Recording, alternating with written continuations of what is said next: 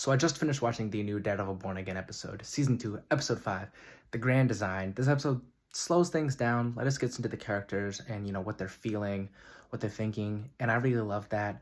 And part of that is just these flashbacks to the Netflix era, which I really loved, and that they made it visually different by going back to the original style with there being no black bars. It's full screen. They got the lighting to match perfectly, and just Matt looking younger, Foggy looking younger, and being there, and just Wesley.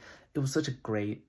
It was just so great to see, and I loved the idea of Foggy. He is doing the right thing. He's not gonna let someone die when he can help them, and that's ultimately what enters Matt's mind at the end of the episode when he's like, even though Bullseye killed Foggy, Foggy did right to someone who he very obviously did not like, who had done wrong to him.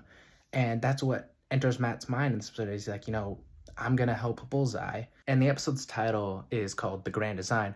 And I'm kind of reminded of, I think was it season 3 or season 1? I can't remember. But whenever Matt, he has that speech about, this tapestry that God has laid out. And I think that kind of is similar to this episode and what they talk about in it. And we also see Vanessa's death, and they kind of like bait you. Like, I'm like, there's no way that she's gonna be all right. They do it like 2 times. They're like, no way, like she has to die. And by the episode, she dies.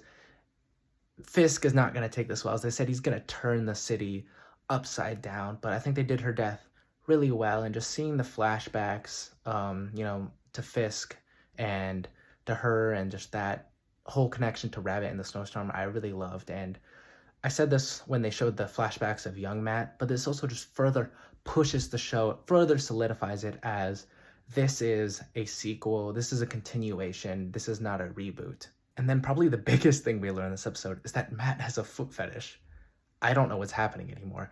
Matt, he's blind. I don't know, you can probably sense it somehow. I don't even know what's happening there anymore.